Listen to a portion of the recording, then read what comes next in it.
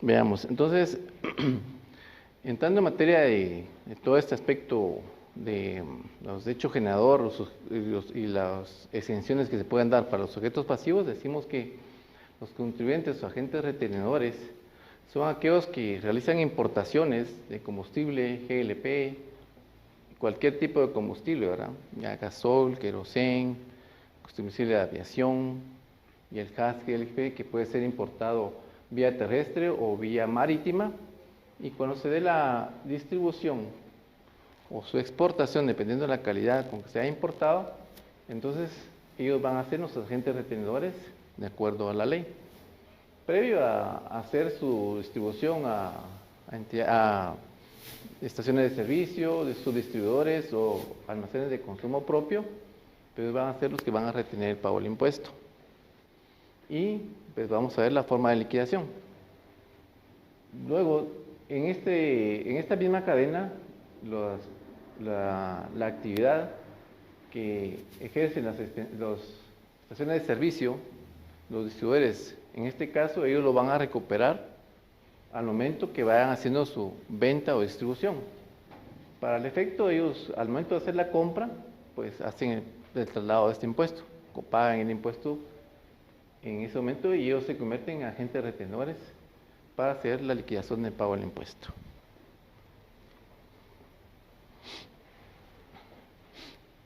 En el proceso de exportación también es algo muy específico.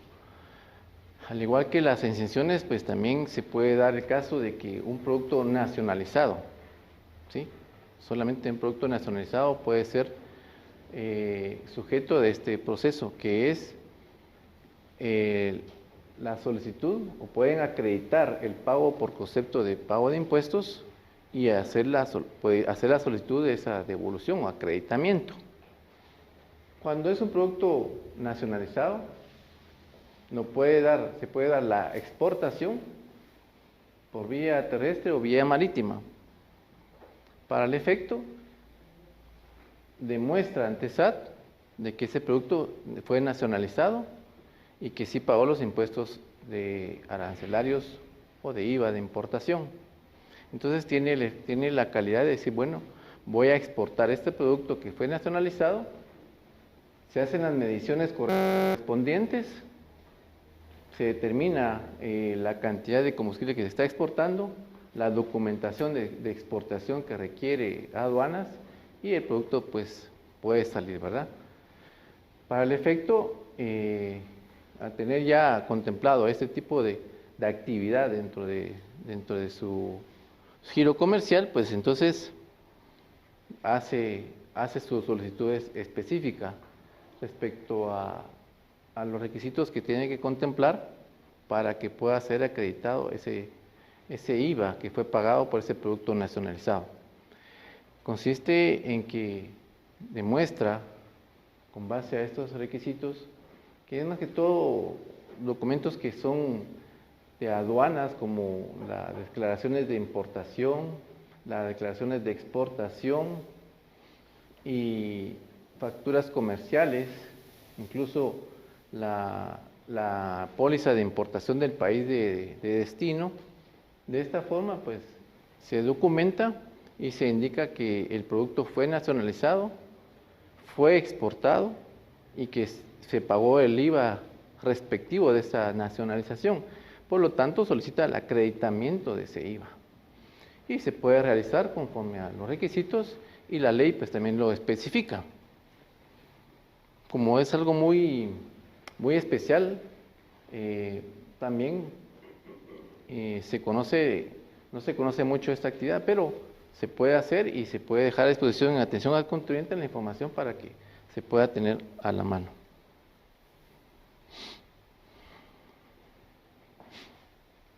Ya tenemos el registro de exenciones, los contribuyentes y el producto nacionalizado que puede ser exportado. Cabe recordar de que para todo esto de tipo de movimiento que se dé, de actividad de la distribución, despacho de combustible, incluso el artículo 16 nos habla de una declaración jurada que detallan las ventas, incluso las realizadas a entidades exentas y los saldos del mes anterior de tales productos. Cabe mencionar que esta declaración informativa mensual es para importadores, para expendedores, dice la ley, y sabemos que expendedores son los que cuentan con estaciones de servicio. Por lo tanto, esta declaración informativa mensual nos va a dar la información del movimiento del movimiento de inventario que tiene sea el importador o la estación de servicio.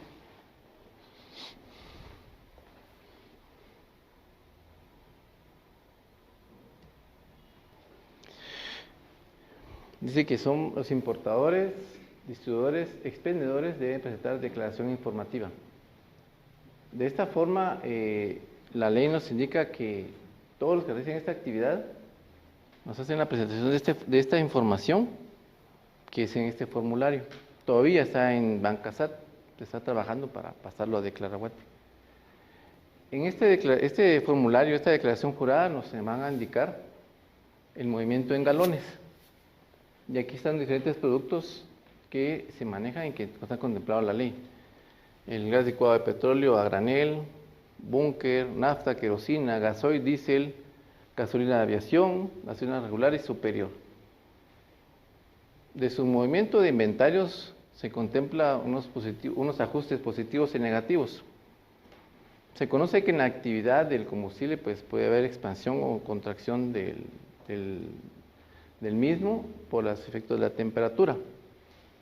Entonces se contempla aquí en este formulario unos ajustes positivos y otros negativos, que pues pueden ser razonables dependiendo el movimiento del producto, temperatura, lugar de almacenamiento, ¿sí? Y que pues serían contemplados de acuerdo a su movimiento del tipo de producto, ¿verdad? Y que también pues sean razonables, a que no sean muy disparejos este tipo de ajustes, ¿verdad? La ley no nos indica cuánto es un porcentaje de ajuste máximo o mínimo, ¿sí? No lo indica la ley. Sin embargo, pues se puede tomar la razón de que este no puede ser más allá de lo que se pueda mover el producto, como una venta o un saldo inicial o un saldo final, ¿verdad? Entonces tiene que tener una razonabilidad en esos ajustes que aquí está contemplado en este formulario, para tener un saldo final razonable de lo que puede tener el importador o la estación de servicio.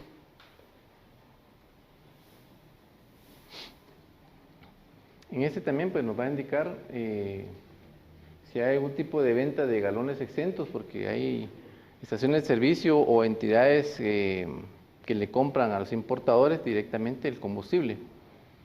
En el caso de CDAG, cuando compró exento, ¿sí? La CDG nos liquida con la cuenta corriente. Y aquí nos va a liquidar la empresa BB, importador de combustibles, y nos va a decir, le vendí al NIT de la CDAG 90 galones de superior y 100 galones de diésel, por ejemplo, tipo de producto. Entonces, por un lado, el contribuyente que fue el que le compraron, en este caso el importador, el combustible, nos está diciendo a quien le vendió. Y por el lado de la cuenta corriente, que es el 6049, nos dice el contribuyente, le compré a BB. Entonces eso hace algún tipo de match y cruce de información, que es importante contemplarlo como parte de la información que se nos proporciona, ¿verdad? Y pues, sus datos aquí para los accesorios, como las multas, si hubiera multas o rectificación correspondiente. En este no hay pago de impuesto, solo es movimiento de inventario. Y la información que se genera para los importadores que venden exento, ¿verdad? O hay estaciones de servicio que también venden exento, de acuerdo al requerimiento que le haga la persona que tenga el derecho de exención.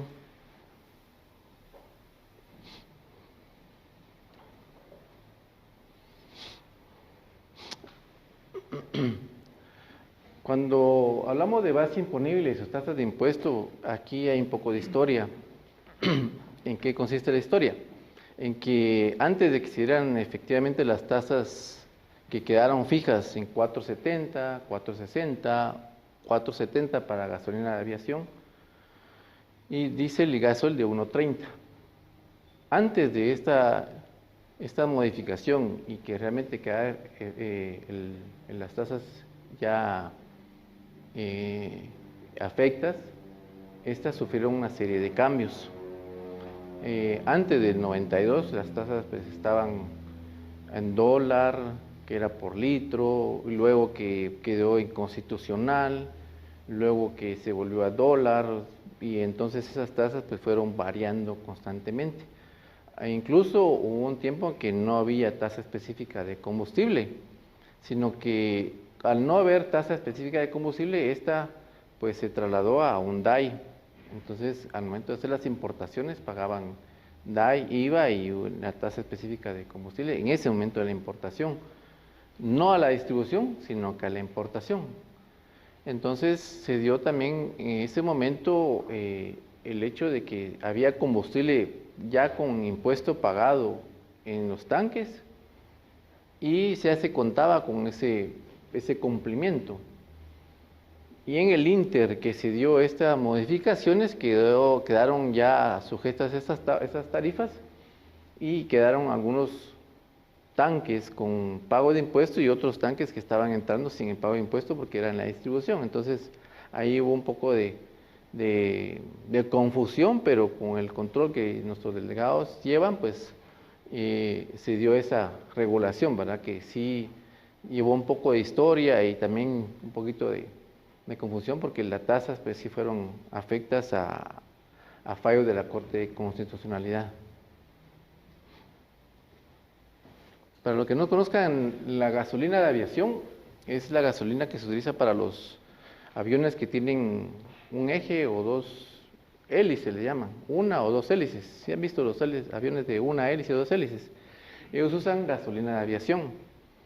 Es una gasolina un poquito más refinada que la superior, pero que sí es potente para ese tipo de movimientos que son bimotores o unimotores de hélice, que es diferente a la gasolina que usan las aerolíneas de pasajeros, que usan una gasolina mucho más especial, mucho más clara y no tiene que llevar nada de agua, porque un fallo de gasolina de arriba yo creo que nadie lo podría suspender. Entonces el abjet que utilizan los aviones de pasajeros es mucho más fino, mucho más especial y tiene otra tarifa.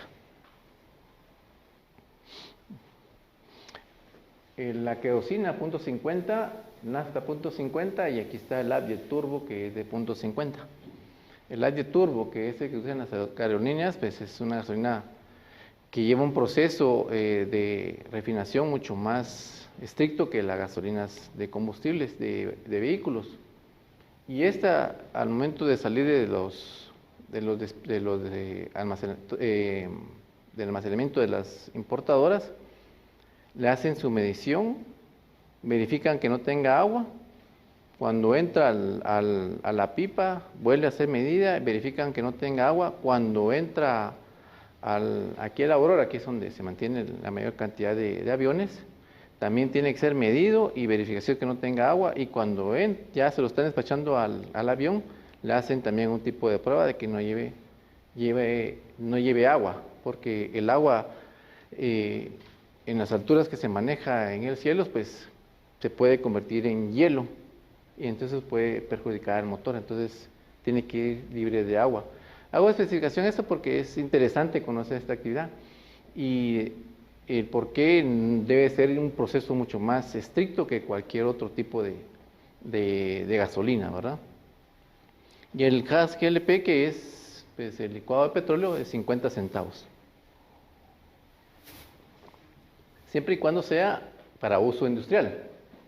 Cuando hablo de industria industrial, por ejemplo, cafeterías, hospitales que tengan bien usar ese tipo de GLP para sus lavanderías, cocina, ¿verdad?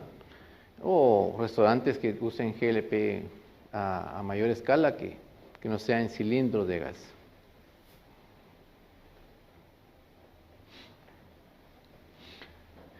La aplicación y percepción del impuesto dice que en caso de entregas a importadores, distribuidores o transformadores del impuesto se aplicará al adquiriente de los productos. A efectos si el impuesto lo pagado lo recuperará cuando efectúe la entrega de combustibles a expendedores, gasolineras, consumidores a granel o cualquier otro tipo de adquiriente. Y es aquí donde se da el efecto de que si se hace un tipo de compra local o alguna adquisición de este combustibles o GLP o derivados de petróleo y se paga el impuesto, esto lo va recuperando conforme a la distribución. Las estaciones de servicio le compran al importador. El importador le dice, bueno, vale 27, un ejemplo.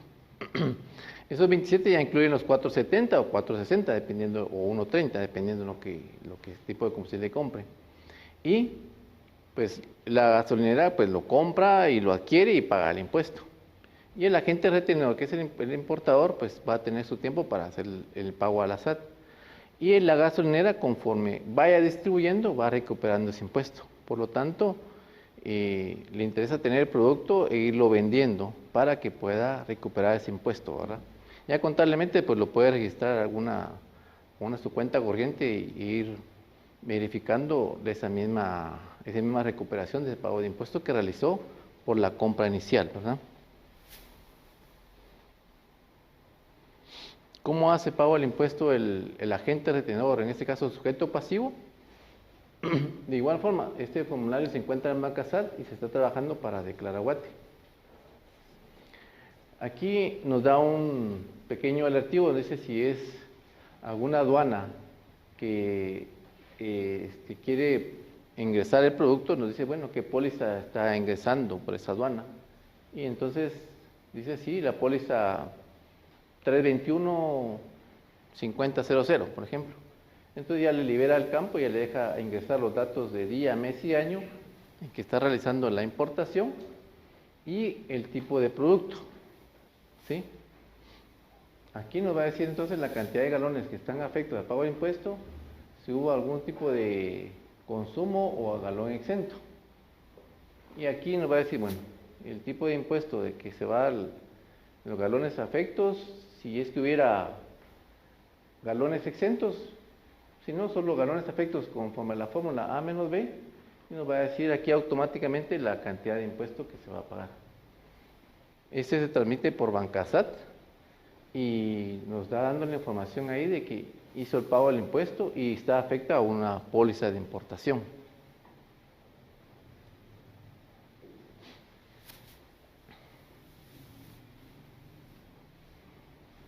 En este formulario pues permite la deducción de un impuesto pagado con liquidación de póliza de importación que al momento que ingresó a la aduana y hizo el pago del impuesto y al final de mes hace la liquidación de su cuenta donde indica, bueno, cuánto es el producto afecto y cuánto es el producto que está pagué en importación en el caso de GLP.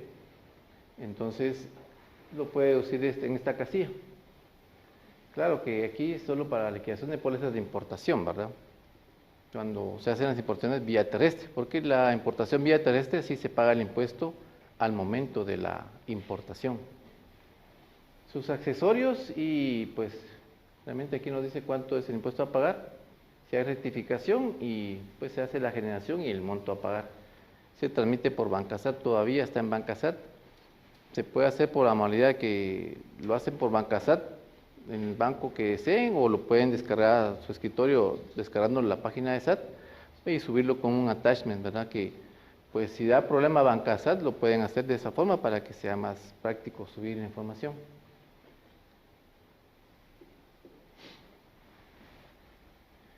Respecto a la liquidación de impuesto, en el decreto nos indica que son 5 días hábiles posteriores a la fecha de vencimiento, no es como otros impuestos que es al mes o 10 días después de vencido el mes. En este caso nos está diciendo que en el transcurso de los primeros 5 días hábiles de la semana siguiente a la aplicación del impuesto y en los formularios que para el efecto la SAT proporcione. El agente retenedor deberá de presentar una declaración jurada conteniendo la liquidación del impuesto correspondiente a la semana calendario anterior, enterando en cajas fiscales. Por ejemplo, si la semana que deseamos pagar es del 2 al 6, yo tengo 5 días hábiles de la semana siguiente de aplicación del impuesto. O sea, tengo lunes, martes, miércoles, jueves, viernes más tardar, debo de entrar el impuesto. Entonces se entera semanalmente de acuerdo a la distribución que se realice. ¿Sí? Si hubiera una fecha que SAT indica que es un asueto o se dio algún tipo de feriado en ese tipo, pues la semana SAT en su calendario pues va a decir qué fecha se corre para hacer el pago del impuesto, ¿verdad?